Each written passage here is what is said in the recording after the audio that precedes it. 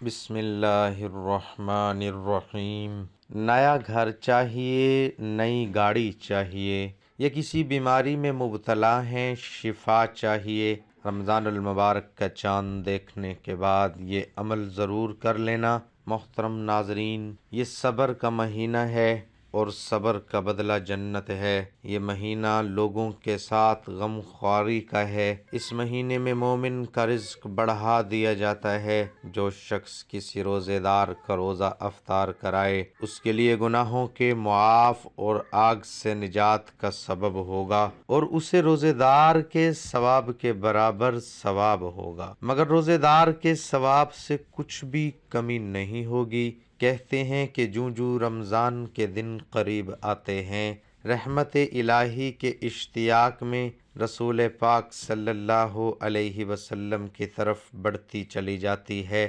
رمضان سے 2 ماہ بستر رجب ہی سے آپ صلی اللہ علیہ وسلم کے ہاں رمضان کا تذکرہ شروع ہو جاتا، جیسا کہ ایک روایت کے مطابق حضور اکرم صلی اللہ علیہ وسلم رجب کے مہینے میں دعا مانگا کرتے تھے: اے اللہ، ہمیں رجب اور شعبان میں برکت نازل فرما اور رمضان نصیب فرما۔ جب رسول پاک صلی اللہ علیہ وسلم شعبان کے مہینے میں داخل ہوتے تو یہ ذوق و شوق مزید بڑھ جاتا اور آپ اس شب و روز گویا رمضان جیسا رنگ اختیار کر لیتے۔ یاد رہے کہ شعبان کا مہینہ گزر چکا ہے، رمضان کا مہینہ شروع ہونے کو ہے، اور جیسے ہی رمضان کا چاند نظر آئے گا، رمضان کا مہینہ شروع ہو جائے گا۔ اس مہینے میں ہمارے پیارے آقا صلی اللہ علیہ وسلم نے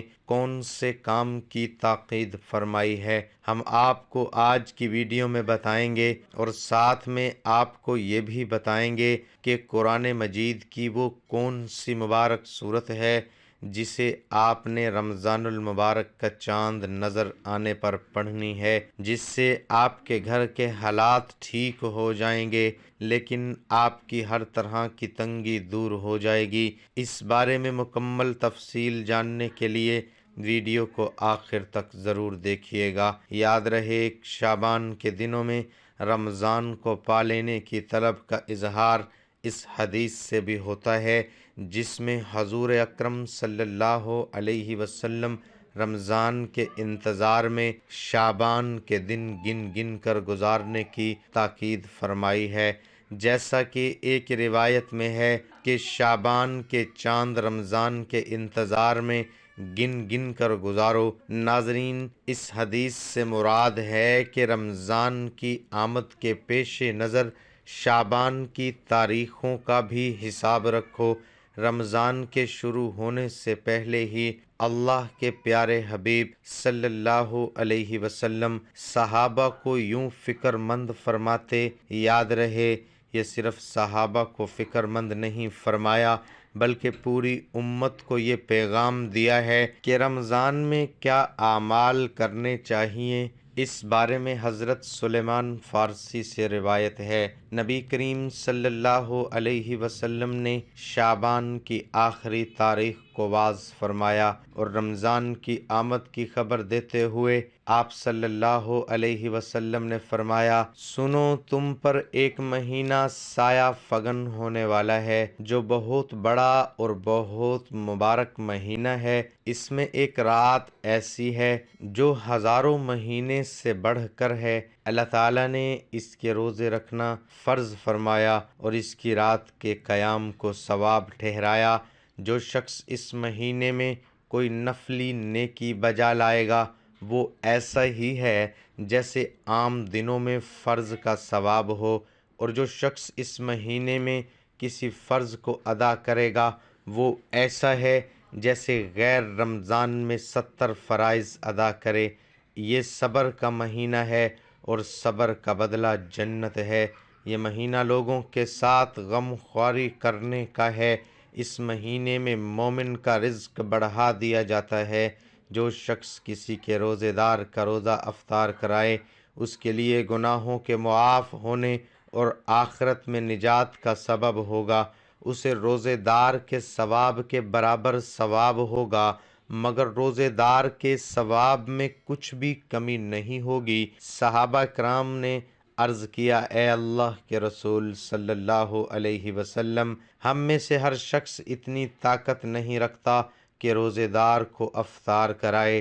آپ صلی اللہ علیہ وسلم نے ارشاد فرمایا، یہ ثواب پیٹ بھر کر کھلانے پر نہیں، اگر کوئی شخص ایک کھجور سے روزہ افطار کرا دے، ایک گھونٹ پانی یا ایک گھونٹ دودھ پلا دیں تو اللہ اس پر بھی یہ ثواب فرما دے گا۔ ایسا مہینہ ہے کہ اس کا اول حصہ رحمت ہے، درمیانی حصہ مغفرت ہے اور آخری جہنم کی آگ سے آزادی کا ہے۔ جو شخص اس مہینے میں اپنے غلام اور نوکر کے بوجھ کو ہلکا کر دے، اللہ تعالیٰ اس کی مغفرت فرما دے گا اور آگ سے آزادی عطا فرمائے گا۔ اس مہینے میں 4 چیزوں کی کثرت کیا کرو، جن میں سے 2 چیزیں اللہ کی رضا کے لیے ہیں اور 2 چیزیں ایسی ہیں جن سے تمہیں سارا کام نہیں۔ پہلی 2 چیزیں جن سے تم اپنے رب کو راضی کرو وہ کلمہ طیبہ اور استغفار کی کثرت ہے، اور دوسری 2 چیزیں یہ ہیں کہ جنت کی طلب کرو اور جہنم کی آگ سے پناہ مانگو۔ جو شخص کسی روزے دار کو افطار کراتے ہوئے پانی پلائے گا، اللہ تعالیٰ میرے حوض سے اس کو ایسا پانی پلائے گا جس کے بعد جنت میں داخل ہونے تک اسے پیاس نہیں لگے گی۔ تو ناظرین، یہ تفصیلی حدیث ہر مسلمان کو اپنے پلے باندھ لینی چاہیے کہ اس حدیث میں اللہ کے رسول صلی اللہ علیہ وسلم نے رمضان کے مہینے کے وہ کام والی تفصیل کے ساتھ بتلائے ہیں جن کا رمضان میں اہتمام کرنا چاہیے، اور رمضان میں جو اجر و ثواب بڑھا دیا جاتا ہے اس کا بھی ذکر فرما دیا، تاکہ ہر مسلمان اس مبارک مہینے میں شوق کے ساتھ عبادت کرے۔ یہ انسانی فطرت ہے، جب اسے کسی چیز میں زیادہ نفع نظر آتا ہے تو اس کی رغبت اس جانب بڑھ جاتی ہے۔ تو ناظرین، یاد رہے کہ اللہ تعالیٰ نے یہ مبارک مہینہ ہمیں اس لیے عطا فرمایا ہے۔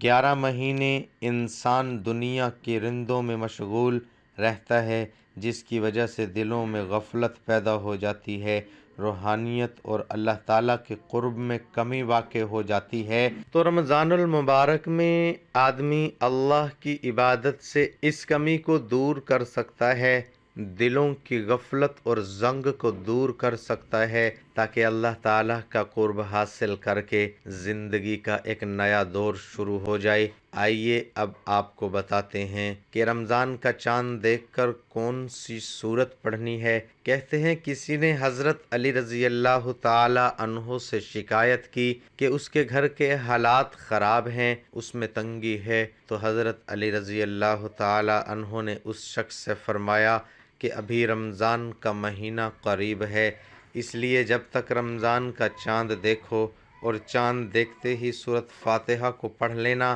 اور اپنے حالات کے لیے دعا کرنا، کیونکہ میں نے اللہ کے رسول صلی اللہ علیہ وسلم سے سنا ہے کہ جب رمضان آتا ہے تو جنت کے اور اللہ کی رحمت کے دروازے کھول دیے جاتے ہیں اور جہنم کے دروازے بند کر دیے جاتے ہیں۔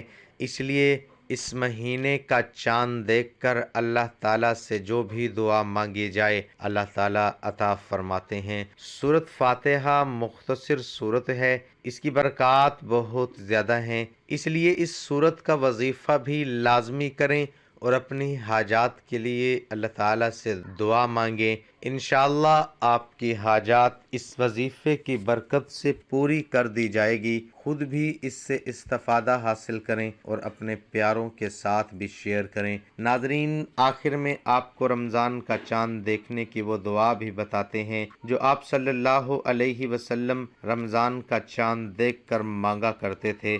اس حوالے سے حضرت جعفر بیان کرتے ہیں کہ ایک موقع پر جب آپ صلی اللہ علیہ وسلم نے رمضان کا چاند دیکھا تو آپ لوگوں کی طرف متوجہ ہوئے اور پھر یہ جامعہ دعا فرمائی جس کا ترجمہ کچھ یوں ہے اے اللہ اس رمضان کے چاند کو ہم پر امن، سلامتی، اسلام عظیم عافیت کے ساتھ طلوع فرما اور ہماری بیماریوں کو دور کرنے، روزہ نماز تلاوت قرآن کے لیے مددگار کے طور پر طلوع فرما۔